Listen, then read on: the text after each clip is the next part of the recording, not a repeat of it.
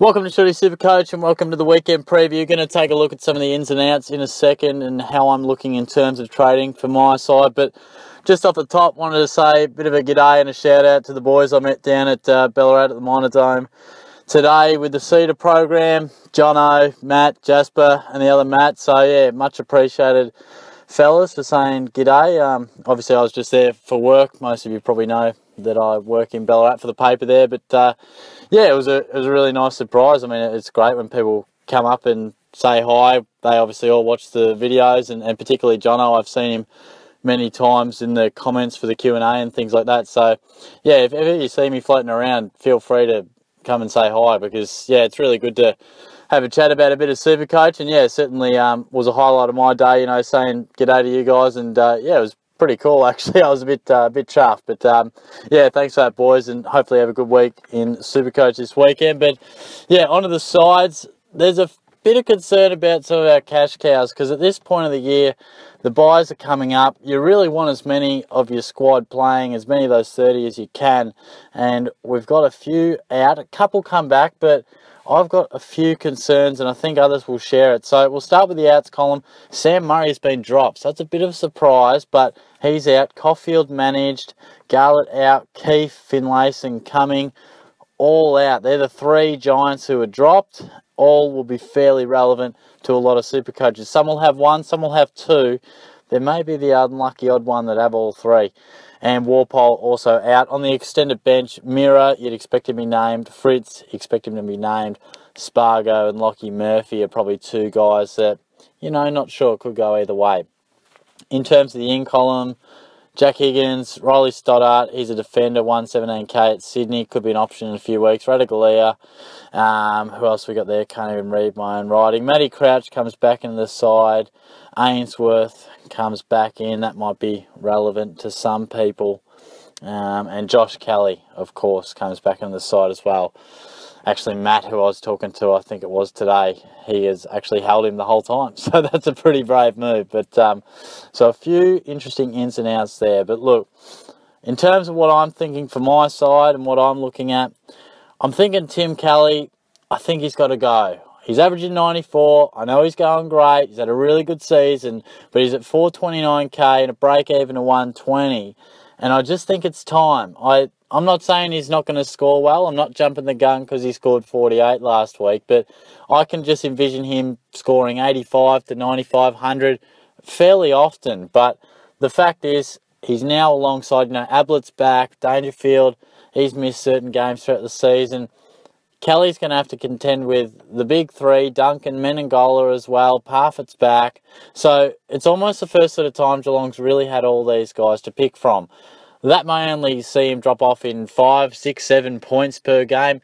The worry isn't really about the scoring, but the fact is that depending on your team, depending how it looks, if you need coin, I think he's the obvious guy.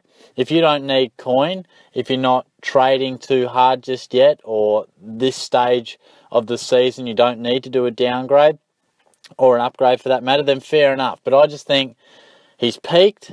He's not going to be a keeper, and this is as good as we're going to get in terms of value. He dropped 3k last week. So if we really want to cash in, we can downgrade him and get a massive amount of coin, which we can really use to upgrade through the buys, ahead of the buys, get your team set up for it. It could really be valuable, because there will be people who keep him, and the common thought will be, no, he's scoring well, you know, I can just keep him, you know, I can hold on to him for a while. But the fact is, eventually we will trade him. And for me, I'm looking at Matt Crouch. I'll talk through a bit of my trade plan in a minute. And the fact that I was looking at Clayton Oliver, Matt Crouch. I think Crouch is more consistent. Oliver seems to score more 140s, but also drops below 90 a little more often. But that hamstring with Crouch. In the end, looking at my trades in the future and how they're potentially going to pan out, it's pretty tough to predict 3 weeks in advance where prices could be, but you try and play the percentages.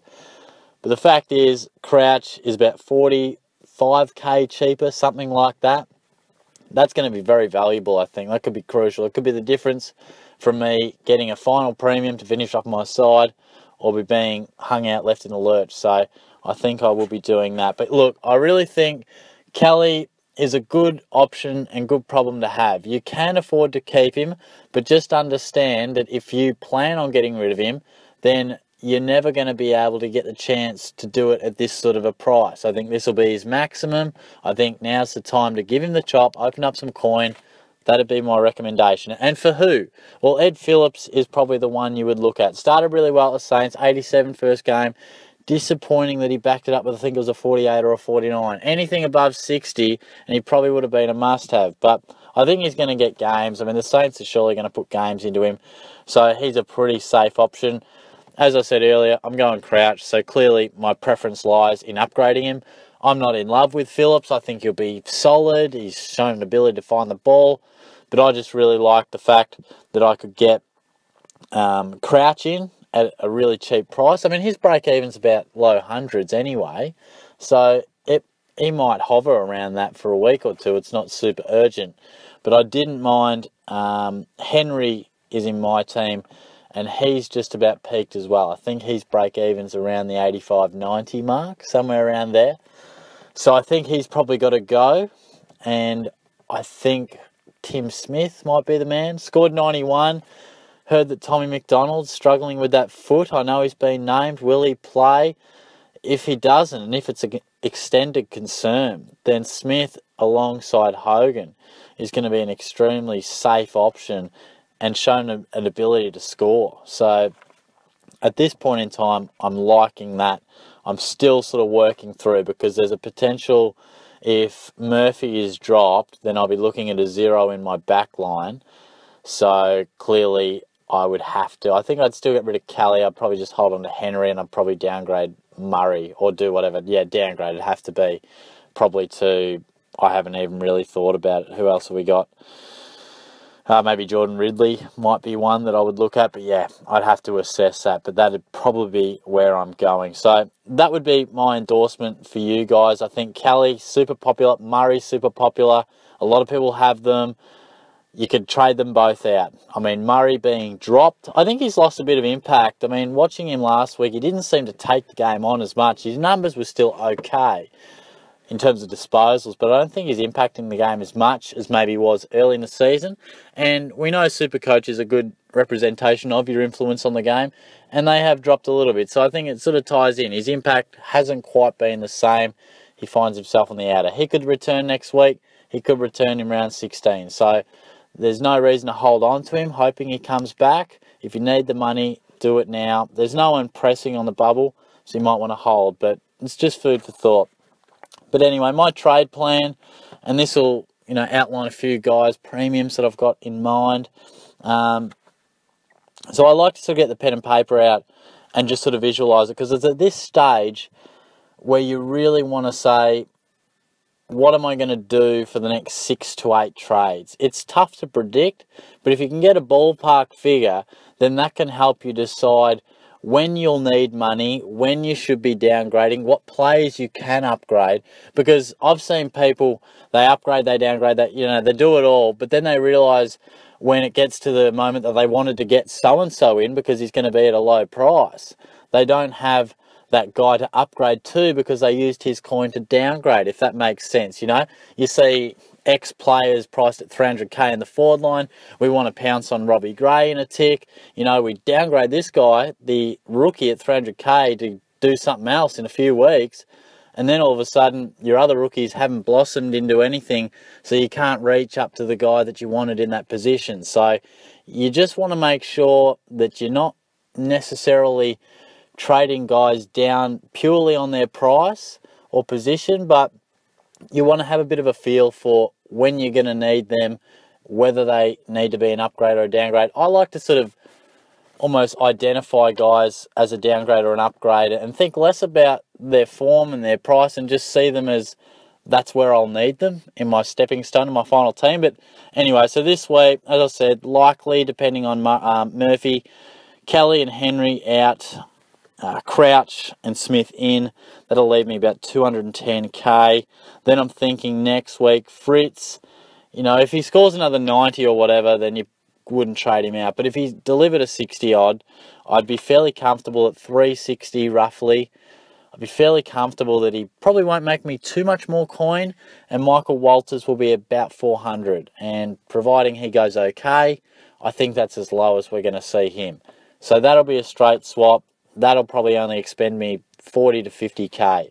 So that's really good. I've got 170 odd in the kitty.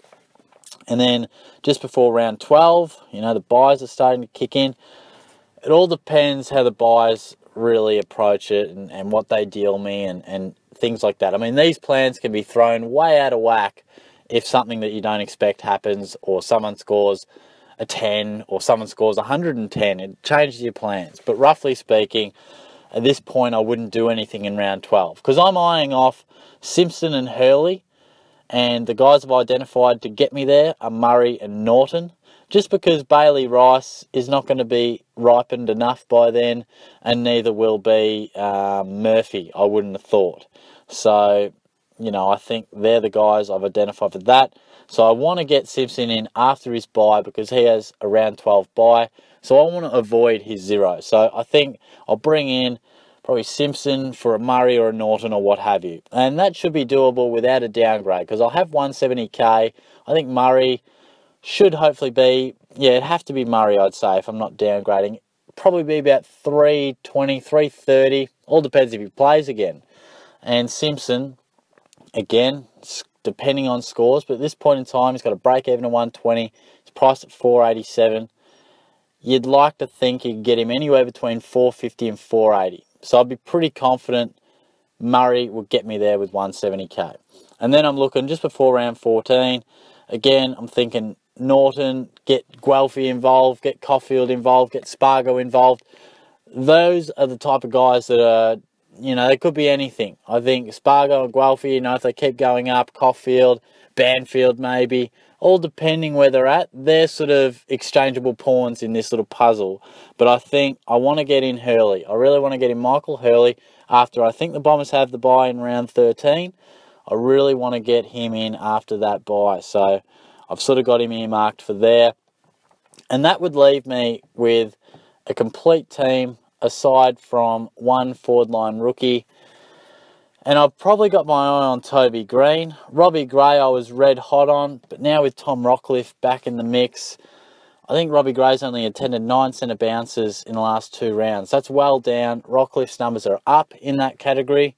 So that's got me a little concerned on that front. But look, that's getting a month or so down the track. I think you want to have a rough idea what you're doing down there, but you can't lock anything in. But you can lock in the next 2 or 3 weeks because things are far more predictable with the rolling 3-round averages. You can definitely have a good handle on it. So that's where I'm at. Hopefully, hopefully that's interesting for you and it gets an idea of how I think about it. I know I started the season fairly poorly, but I think at this point in time, last week, really good score.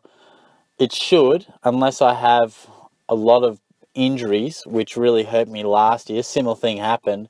Finally got my team and my trades going. Then I was hit with long-term injuries. So fingers crossed. I've had a good run with injuries so far.